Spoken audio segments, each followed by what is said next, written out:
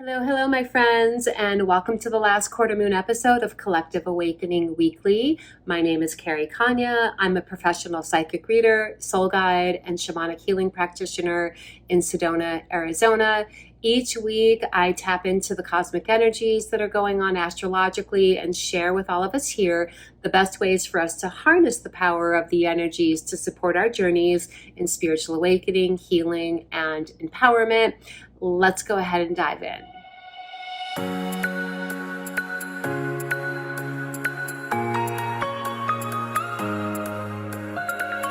Welcome back, guys, and thank you so much for joining me as we explore the energies that are happening this week. We do have some interesting shifts going on this week, and some of which are going to have a more enduring influence over us up through winter and spring of 2023. So I'm going to talk about that in this episode, in addition to some other shifts that are significant for this week. First up, I want to talk about the fact that we are in the last quarter phase of this lunar cycle happening in the sign of Taurus, beginning today, which is August 18th as I'm recording this. So let's remember that the last quarter phase of each moon is sort of like an exhale type of energy. It's a time where we naturally feel guided to clear away, release, let go, or to express anything that we feel ready to clear from our energy field. Now, being that this last quarter moon is happening in the sign of Taurus, that connects it to the Uranus North Node conjunction that we've also have had going on over the past many weeks in the sign of Taurus. And so my intuitive take on this, it's compelling all of us to really get clear on what we feel that we need to release or bring into completion in order to step fully into our path of highest fulfillment, which is what this Uranus North Node conjunction has been all about. If you've missed some of those other episodes where I've talked about it, you can just review the episodes over the past month to catch up on that. Now, Taurus is ruled by the planet Venus, and I'm bringing this up because today, on the 18th, we have the planet Venus making a trine alignment with the planet Jupiter. Jupiter is the energy of expansion. Venus is connected to all things heart chakra, love, beauty, compassion, understanding, unconditional self-love. So Jupiter being in that trine alignment with Venus this week is bringing an air of expansion to all things connected to those essence qualities that I just mentioned. There's a few other things here that are connected to this Venetian theme that we have going on this week. And so I'm going to talk about those for a moment. On August 24th, we have the planet Uranus, which has been a main player in this Uranus North Node conjunction that we've had going on, is going retrograde in the sign of Taurus. And when a planet goes retrograde, it always brings us into a time of reflection, self-reflection, reconsideration, reevaluation.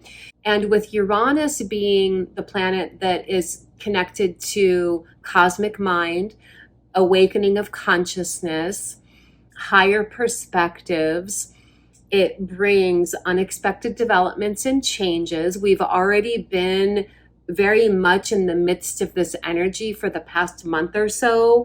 And now as Uranus is going retrograde in Taurus, we're having an opportunity to really sort of feel into, gain an inner clarity, and begin integrating and becoming a little bit more grounded in a deep body knowing sense of what it is that we need to do in order to shift into our higher timeline. The past few weeks have been really just sort of like in a whirlwind of change, but now with Uranus going retrograde, it brings us into, again, that sense of going within, getting grounded, beginning an integration process.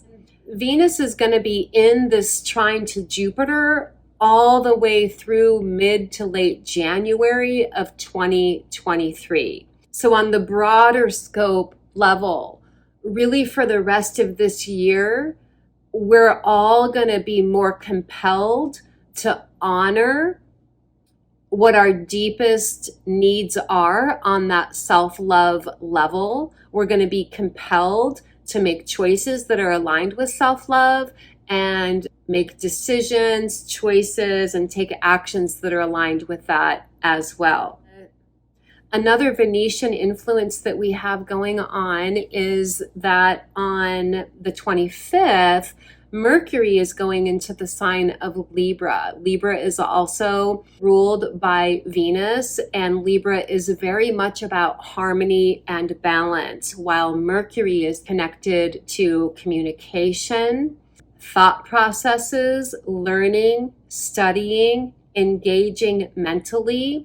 So this is inspiring all of us to utilize the power of thoughtful, intentional, conscious communication to support a deeper energy of harmony in our lives right now, and how we're interacting with people, how we're interacting with the world. And so the other two things that I want to mention that are significant shifts that are happening this week that are going to be a little bit more enduring, namely, we have Mars going into the sign of Gemini on the 20th, so in 2 days from now. And Mars is staying in the sign of Gemini until March of 2023. This is a longer period than Mars usually stays in a sign, and it's because there's a retrograde in that time frame, and we'll talk about that more when that time comes. But Mars in Gemini inspires us to creatively explore, discover, gain new inspirations, and to be inspired by what our creative ideas are. So now all the way through next spring is a time where we are going to naturally feel more compelled to be in this space of discovering, exploring, honing creative gifts that we have. Gemini on one level is connected to creativity on the realm of imagination and ideas. And so any projects that any of you have going on that require creative expression, this is a really good time period now through next spring to be on that track of, could be studying, learning, or just cultivating what those skill sets are of yours as you're allowing yourself to be creatively inspired in ways that are connected to how exactly you are being guided to express yourself along those lines. And so the last thing that I want to talk about is that we're coming into Virgo season in the next few days. On August 22nd, the sun ingresses into the sign of Virgo. So the energy shifting, right? So we've been in Leo season, which is a lot about being in our creative self-expression, our exuberance, being in our courageousness, being in our boldness, being sort of like all out there, wanting to interact, engage in life. And now with the sun moving into Virgo, we shift into more of a time, again, of integrating, organizing, bringing a little bit more of a sense of grounded cohesion to whatever insights, awarenesses that we've gained during Leo season, not only through the sun being in Leo, but again, coinciding with that Uranus North Node conjunction that's been going on. It feels like as we're coming into Virgo season now, everything's just integrating, grounding, establishing, finding its place.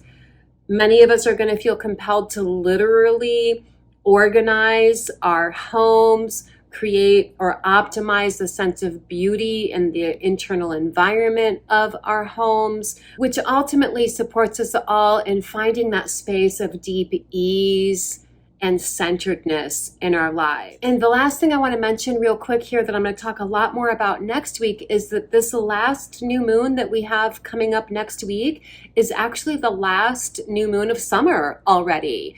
And in considering how we establish our intentions each new moon, and that there's a different vibe, a different energy as we progress through the year, summertime being the time where we're tending the garden, so to speak. The bigger picture intentions that we set for ourselves for the entire year, we typically set those at the end of winter and the beginning of spring, and then we nurture those intentions with follow through in those springtime months.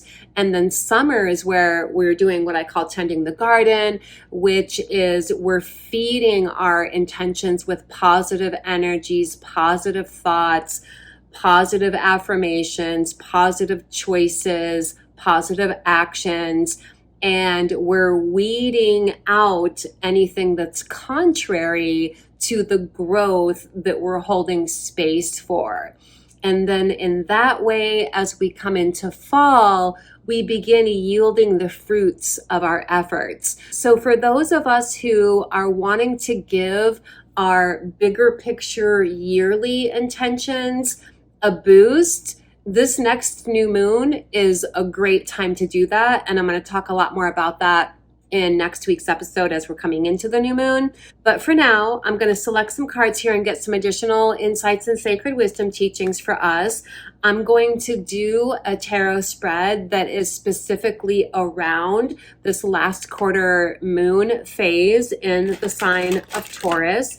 And I'm working with my Wisdom of Avalon Oracle deck today. This is the little book that comes with the card, and I'm going to put a link in the description below on where you can get this on Amazon if you like this deck. And by the way, if you've never noticed, each week, whatever tarot deck or oracle deck I'm using, I do put a link in the description below. I like working with this deck when I'm feeling the need to tap into sacred insights and guidance on those deeper shamanic levels. And I felt really called to working with this deck today. So the first card that we're going to look at is connected to what's the energy that's surrounding us during this last quarter moon phase here. So let me start with that. And I'm just spreading the cards out here now. What's the current energy surrounding us around this moon cycle? Ooh, the High Priestess card. This is what the card looks like. Let me read the key words here. Discernment, prophecy, and wisdom. So the High Priestess card in any tarot deck is very connected to intuition, the unseen realms of life, the unconscious mind. And it's connected to dream time.